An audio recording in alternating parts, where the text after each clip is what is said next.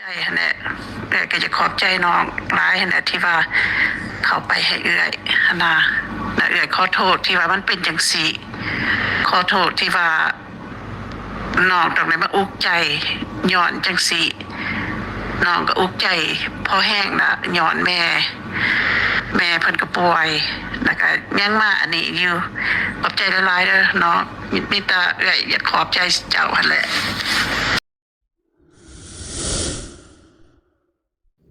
ฝากติดตามเบาโอลิแหน่เด้อพี่น้องเบิดสุปูสุคน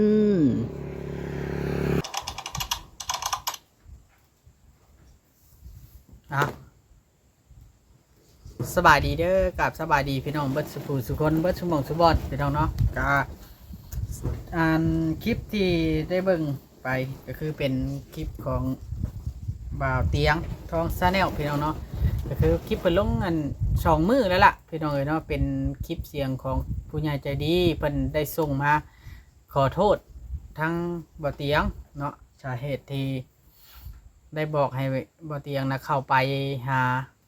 ทางด้านครอบครัวของบ่าวไร่ฮันเนาะพี่น้องก็คือนี่ก็เป็นการให้เกียรติเด้อพี่น้องเนาะเพิ่นให้เกียรติบ่าวเตียงแล้วก็บ่าวเตียงก็ให้เกียรติเพิ่นหั่นนะต่างคนต่างให้เกียรติกันว่าซั่นซะคือผู้ใหญ่ใจดีบอกอันทางด้านบ่าวเตียงก็เข้าไปเนาะเมื่อเข้าไปแหละมันเฮ็ดให้บ่าวเตียงนะมีความอุกใจจักหน่อยว่าซั่นซะทางผู้ใหญ่ใจดีเพิ่นก็แสดงถึงความให้เกียรติกันก็คือต้องขอโทษขออภัยกันในจุดนี้บ่าวลี่เข้าใจเลยว่าผู้ใหญ่ใจดีท่านนี่ก็ถือว่าเพิ่นเป็นคนที่ว่าให้เกียรติบุคคลให้เกียรติคนอื่นเนาะแล้วก็ไอ้เตียงเพิ่นก็ให้เกียรติผู้ใหญ่ใจดีเพราะว่าบอกแล้วก็ไปเนาะถึงว่ามันสิเป็นจังใดก็ตามเขาต้องไปแก้ก่อนแก้บ่ได้หรือบ่ได้หรือบ่ได้นะอีกเรื่องพี่น้องเนาะเพิ่นต้องไปแก้ก่อนอันนี้ก็เป็นความให้เกียรติซึ่งกันและกันว่าซั่นซะเนาะพี่น้องเนาะติดต่อพี่น้องเอ้ยเนาะเห็นคลิปมื้อนี้เบาเลื่อนไปเห็นคลิปของบ่าวจิตพี่น้องเนาะพ่อบ่าวจิตบ่าวจิตเพิ่นว่าทางไอเตียงทองเพิ่นสิเฮ็ดให้เด็ดขาดในไวๆนี้ว่าซั่นซะลงไปรับน้องแต่มาก็คือคุยให้เด็ดขาดกันว่าสิเอาไว้ใดเพราะว่าแต่ละอย่างมันบ่ทันได้ข้อสรุปพี่น้องเนาะบ่ทันได้ข้อสรุปเพราะว่าทางฝ่ายนั้นเขาก็บ่ยอมเด้บ่ยอมขอโทษขออภัยทางผู้ใหญ่ใจดีและก็ทางสะพานบุญเนาะปกติเวลาว่าง่ายๆซะข้าเจ้าบ่ได้ฮู้ว่าข้าเจ้าผิดแล้วก็ข้าเจ้าบ่ได้คิดว่าข้าเจ้าผิดหยังเนาะแต่เฮ็ดให้อันเขาบ่ยอมขอโทษเพราะว่าถ้าคนที่รู้สึกว่าตัวเองผิดนี่ต้องมีคำขอโทษหรือคำอธิบายใดๆนึงเนาะแต่นี่เพิ่นบ่ได้ยอมรับอีหยังเลยพี่น้องเอ้ยเนาะบ่ได้ยอมรับอีหยังเลยมีแต่ว่าอันสายบุญเข้าไปวุ่นวายอย่างเดียว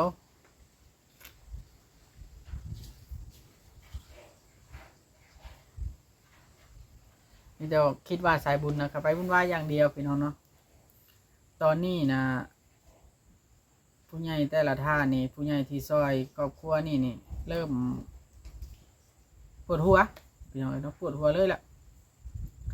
เพราะว่าเพิ่นบ่พังเหตุพังผลเลยบ่พังเหตุพังผลแล้วก็อีกอย่างครอบครัวข้าเจ้าบ่ฮู้สึกผิดบ่ฮู้สึกผิดแล้วก็บ่แสดงความเสียใจแล้วก็รับผิดชอบอย่างเลยต่อเหตุการณ์ที่เกิดขึ้นนะมันเลยเบิ่งบ่คักบ่แน่พี่น้องเนาะเบาอลีก็มาจากอันงานศพพ่อเฒ่าคำปานพี่น้องเนาะไปบ่ทันครับเฮามาน้อยหนึ่งก็ขี่รถบ่ทันเพิ่น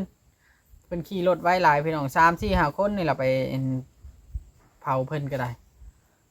ติแต่เฮาก็ได้กินทานเพิ่น100,000สำนั้นล่ะพี่น้องเนาะเพิ่นเป็นคนเฒ่าที่ว่าไร้ญาติขาดมิตรนั่นก็ได้ติแต่เว้าเรื่องอันนั้นต่อพี่น้องเอ้ยแสบตาเลยเบาลิกก็ได้เว้าเรื่องอัน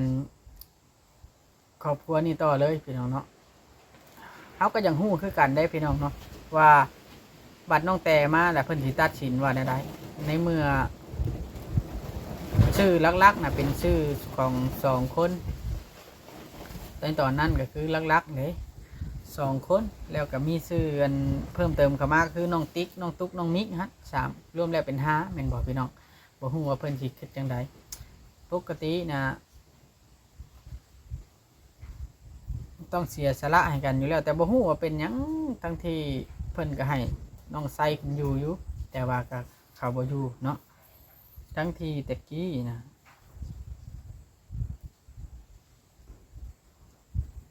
ตะกี้ทางด้านนั้นชายบุญได้ซอยเนาะผู้ใหญ่ใจดีซอยบ่เตียงได้ซอยตลอดทางครอบครัวนี่นะบ่ว่าเจ็บเป็นเอ็นอุ่นก็ตามที่ FC คอมเมนต์ให้เบิ่งหั่นล่ะพี่น้องเนาะเจ็บเป็นเอ็นอุ่นก็โทรหากลางค่ำกลางคืนก็จำเป็นได้พาไปเนาะแต่เลยบ่ฮู้ว่าเป็นหยังคือเวลาปีกกล้าขาแข็งแล้วเนาะจังพากันเนรคุณแบบนี้ว่าซั่นซะเนาะนี่แหละคุณก็คือการแบบว่าเฮ็ดทุกอย่างไล่ไปไงซะไล่ไป เจ้าบ่ต้องมีบัญชีไทย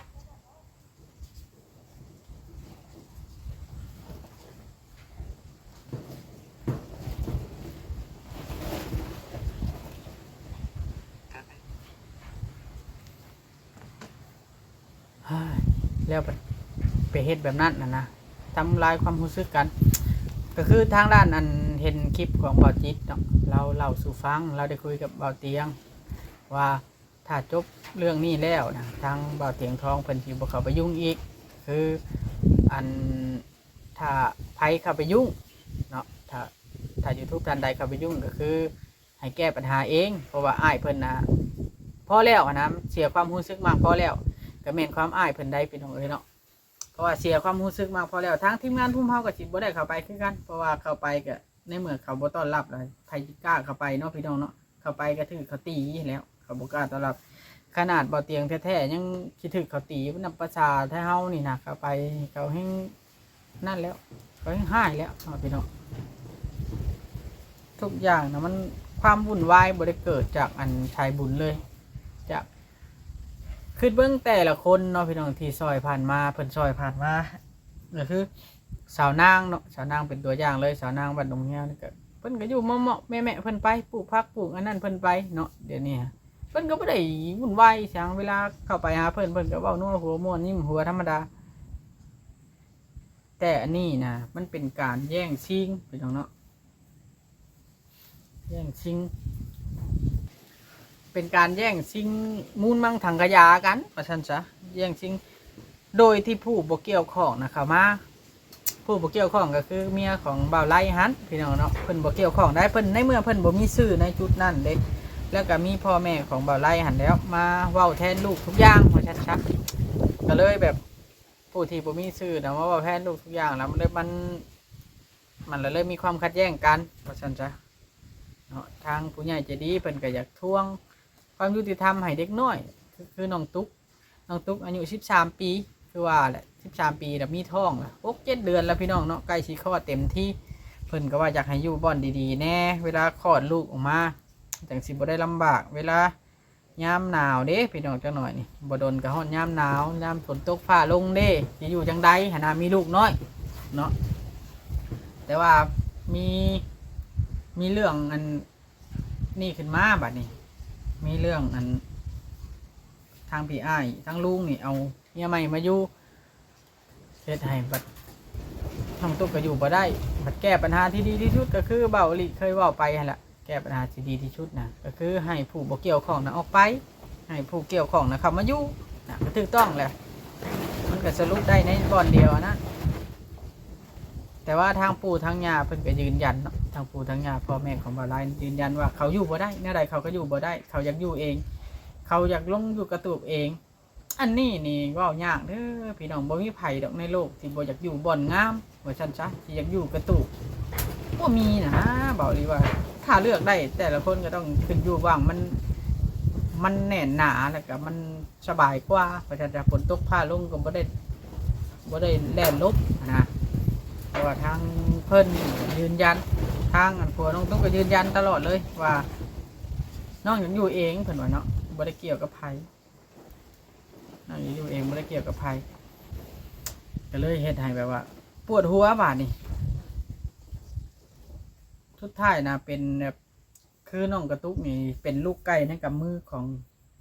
ครอบครัวของข้าเจ้าเนาะบาดนี้นะ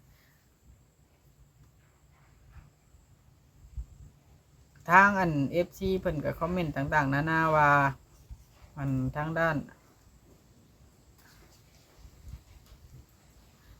อันพ่อปู่แม่ย่าน่ะอยากได้เฮือนหลังนั้นเบาลี่ว่าน่ะมันบ่แม่นดอกว่าอยากได้หรือบ่อยากได้นะเพราะว่าการที่ให้น้องตุ๊กกับน้องไส้หัน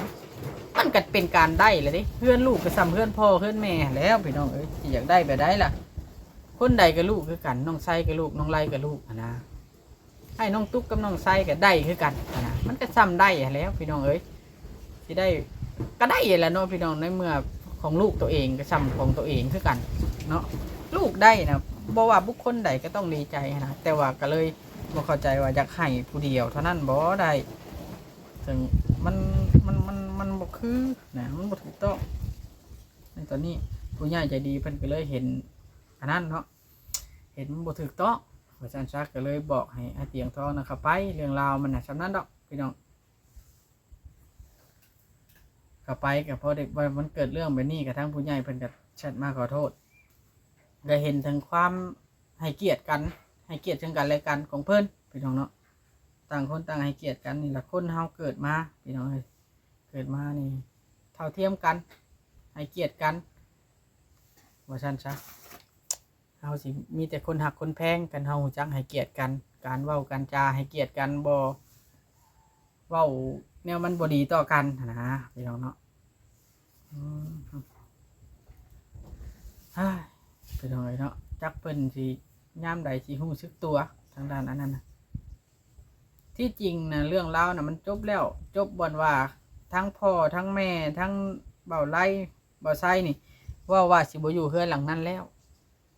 เหลือแต่เอกสารเท่านั้นบัดนี้เพราะว่าในเมื่อเพิ่นเว้าแล้วเด้ว่าสิบ่อยู่แนวใดก็ได้สิบ่อยู่ไปก็ต้องได้ไปถามคืนนี้ว่าสิบ่อยู่แท้บ่แล้วก็เซ็นกันว่าบ่อยู่แล้วเฮือนหลังนี้นายกให้ผู้นั้นผู้นี้บัดก็จบเท่านั้นดอกเรื่องราวมันแต่ว่าสิยอมบ่บัดนี้นะหรือว่าเมื่อนอนขึ้นแล้วเปลี่ยนใจก็บ่ฮู้น่าจะเปลี่ยนใจแล้วปานนี้เพราะว่าเฮือนเพื่อที่นี่จะเฮือนก็บ่ง่ายพี่น้องเนาะสุดท้ายจักไผแย่งชิงไผเพิ่นว่าเว้าแต่ความเก่าแต่ว่านะอันทางด้านในคลิปนะก็แต่ความเก่าแท้พี่น้องเนาะในเมื่อมันบ่จบเด้ใช่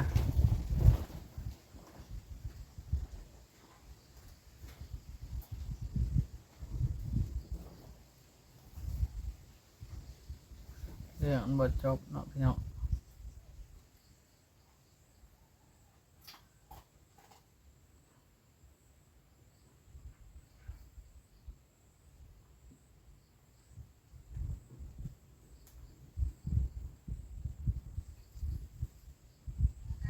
มา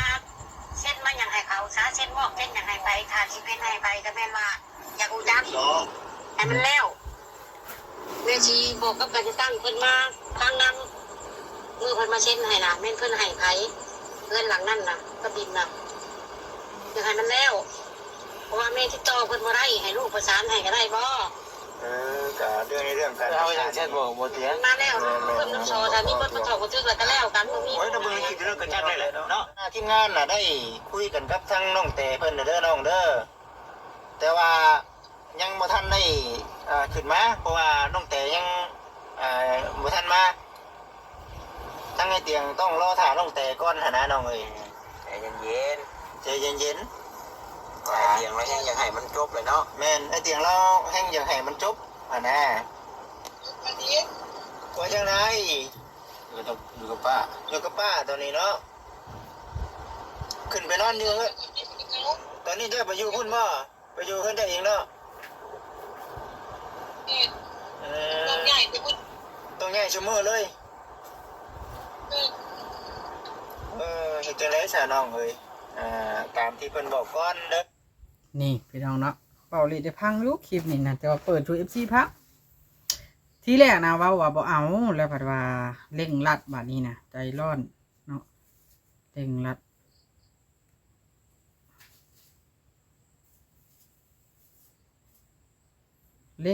อยากให้